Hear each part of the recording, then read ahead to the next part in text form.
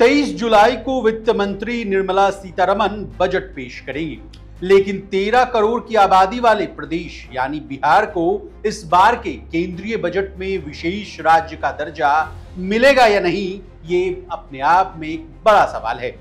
बिहार की सियासत में पिछले 18 सालों से भी अधिक समय से ये मुद्दा हावी रहा है। प्रदेश में कई सरकारें आईं और गईं, कई बार गठबंधन की सरकार भी बनी, लेकिन इस पर कोई ठोस नतीजा नहीं निकला। अब क्यों देश का सबसे पिछड़ा राज्य विशेष राज्य का दर्जा मांग रहा है, ये जानना बहुत जरूरी है। इसके अलावा ये विशेष राज्य का दर्जा होता क्या है, संविधान में इसको लेकर क्या बातें कही गई हैं, यानी संविधान में जगह मिली है या नहीं, ये भी जानेंगे।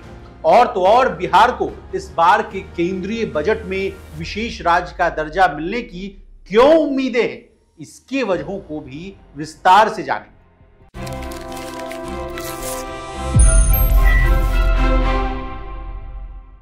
नमस्कार, आप देख रहे हैं लोकमत हिंदी और मैं हूं आपके साथ विशाल शर्मा। सबसे पहले बिहार विशेष राज्य का दर्जा क्यों मांग रहा है, इससे कहानी की शुरुआत करते हैं। बिहार को लंबे वक्त से विशेष राज्य का दर्जा देने की मांग हो रही। इस मांग ने कम से कम 3 चुनाव को प्रभावित किया। कई बार विधानसभा चुनाव में कहा जाता रहा कि हमारी सरकार आई तो केंद्र सरकार से पुरजोर डिमांड किया जाएगा, तो कभी केंद्र की तरफ से आश्वासन और स्पेशल पैकेज का लॉलीपॉप थमाया गया। लेकिन विशेष राज्य के दर्जे की मांग के पीछे कई कारण। बिहार में 96% जोत जो है भूमि यानी जमीन सीमांत और छोटे किसानों। इसके अलावा जमीन का अधिकांश हिस्सा बाढ़ में ही डूबा रहता है। इस बात को आंकड़ों से समझिए। राज्य सरकार के आंकड़ों के मुताबिक 38 में से 15 जिले हर साल बाढ़ से बेहाल रहते हैं। दूसरा कारण है बिहार का झारखंड से अलग होना। साल 2000 में झारखंड के अलग होने के बाद प्राकृतिक संसाधन और उद्योग यानी जिसको आप बिजनेस समझते हैं, उसका बिहार से सफाया हो गया। नए निवेश के लिए यह दर्जा काफी जरूरी होता है। उद्योग ना होने की वजह से बिहार में रोजगार की ऐसी मारामारी है कि पूछिए मत।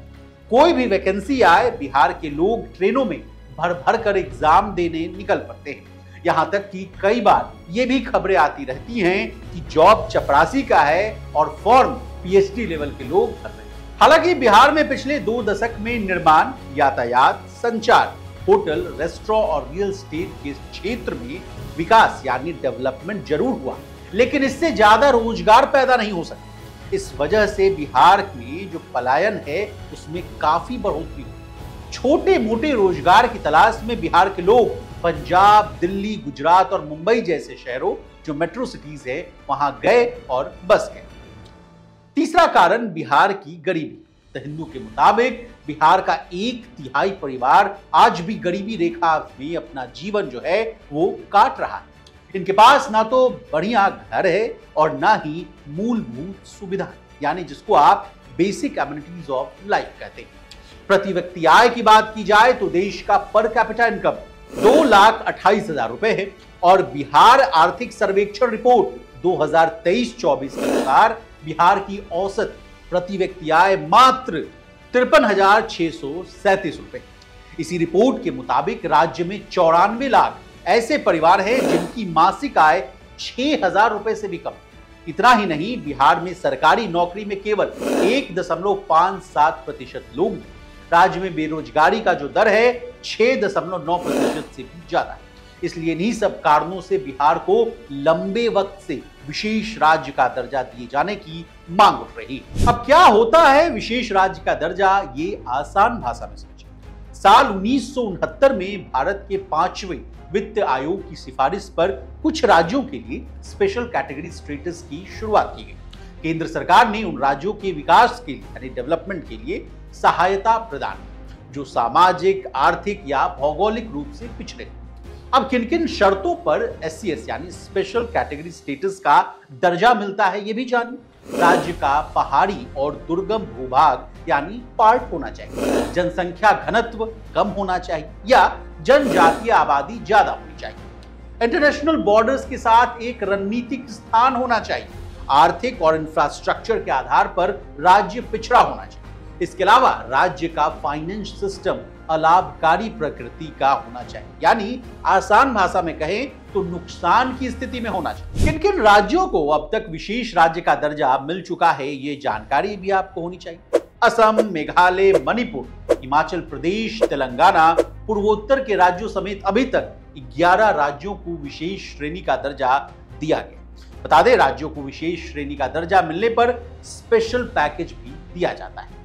अब लाभ की बात की जाए, विशेष श्रेणी का दर्जा पाए राज्यों को कई लाभ मिलते हैं। इन राज्यों को बढ़ी हुई फंडिंग मिलती है। आर्टिकल 371 के जरिए राज्यों के लिए विशेष प्रावधान कर उनकी विरासत और स्थानीय लोगों के अधिकारों को बचाया जाता है। विशेष राज्य का दर्जा मिलने पर किसी राज्य को खास छूट के साथ ही खास अनुदान भी मिलता है। देश में योजना आयोग के समय तो केंद्र सरकार के कुल योजनागत खर्च का लगभग 30% हिस्सा इन्हीं राज्यों को मिल जाता था।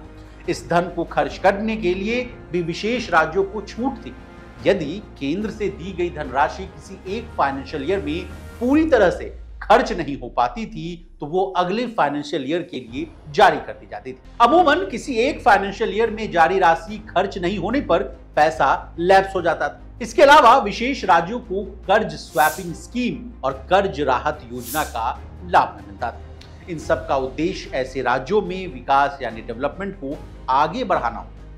इसके अलावा विशेष राज्य का दर्जा मिलने पर वहां चलने वाली केंद्रीय योजनाओं में केंद्र सरकार की भागीदारी भी बढ़ जाती है। राज्य के उद्योगों को कर में राहत मिलती है, जिसमें एक्साइज और कस्टम ड्यूटी भी शामिल है। केंद्र सरकार की ओर से इन राज्यों के लिए विशेष पैकेज तैयार किए जाते हैं, जिससे वहां विकास को गति मिल सके। इसमें केंद्र सरकार विशेष राज्यों को जो धनराशि देती है उसमें 90% अनुदान होता है। केवल 10% राशि ही इन राज्यों को कर्ज के रूप में दी जाती है। इस 10% राशि पर भी ब्याज नहीं लगता।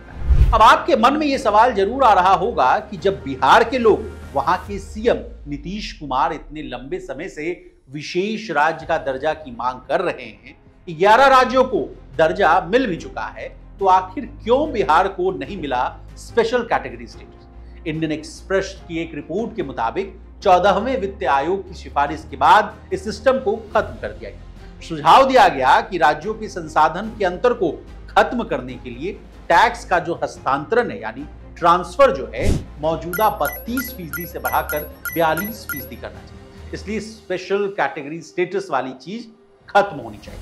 अब बिहार को इस बार के बजट में विशेष राज्य की दर्जा मिलने की उम्मीद क्यों है, इसके कारणों को समझिए। सबसे पहला कारण है बिहार विधानसभा चुनाव। 2025 में बिहार विधानसभा का चुनाव होने वाला है। चुनाव के बिगुल बजने में अब मात्र 14 महीनों का ही वक्त बचा है।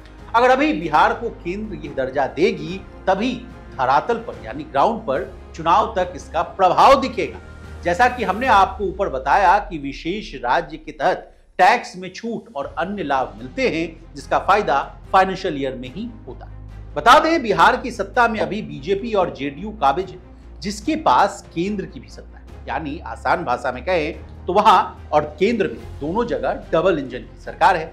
ऐसे में कहा जा रहा है कि अगर 2025 के चुनाव पर विशेष राज्य का दर्जा और उनके प्रभाव धरातल पर नहीं दिखे तो दोनों पार्टियों को इसका नुकसान हो सकता है। पिछले विधानसभा चुनाव की बात की जाए तो साल 2020 के चुनाव में दोनों पार्टियों के गठबंधन को काफी करीबी मुकाबले में जीत मिली। दूसरा बड़ा कारण है केंद्र में नीतीश कुमार और उनकी पार्टी की एंट्री। 2005 में नीतीश कुमार जब मुख्यमंत्री बने तब से बिहार को विशेष राज्य की दर्जा देने की मांग कर रहे थे। 2010 में तो नीतीश कुमार ने इसको लेकर बड़ा अभियान चलाया था। इस मांग के संबंध में बिहार से उस वक्त लाखों लोगों से हस्ताक्षर करवाकर यानी सिग्नेचर करवाकर जेडीयू ने केंद्र को चिट्ठी और जो जितना कागज है वो भेजा, लेकिन केंद्र ने उस वक्त नीतीश की मांगों को नहीं माना। अब सिचुएशन पूरी तरह से बदल चुका है और नीतीश कुमार की पार्टी केंद्र में बड़ी भूमिका में। केंद्र में बीजेपी की सरकार नीतीश कुमार के सहयोग से चल रही। नीतीश ने अब तक सत्ता को लेकर कोई नेगोशिएशन भी नहीं किया है। ऐसे में अटकलें हैं कि नीतीश की पार्टी का पूरा ध्यान विशेष राज्य के दर्जे पर है। बता दें, जेडीयू ने हाल ही में राष्ट्रीय कार्यकारिणी की बैठक में इस मांग को लेकर प्रस्ताव भी पास किया। तीसरा कारण है मोदी सरकार के द्वारा दिया गया स्पेशल पैकेज। असल में 2015 में विधानसभा चुनाव से पहले केंद्र सरकार ने 1.25 लाख करोड़ रुपए का स्पेशल पैकेज बिहार को दिया था। लेकिन इसके बाद भी बिहार की स्थिति नहीं सुधरी। बिहार आर्थिक सर्वेक्षण की हालिया रिपोर्ट के मुताबिक बिहार में 1/3 परिवार अभी भी गरीबी रेखा के नीचे।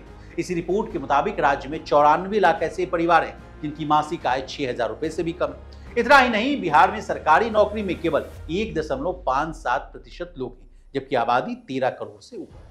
राज्य में बेरोजगारी दर 6.9% से ज्यादा है।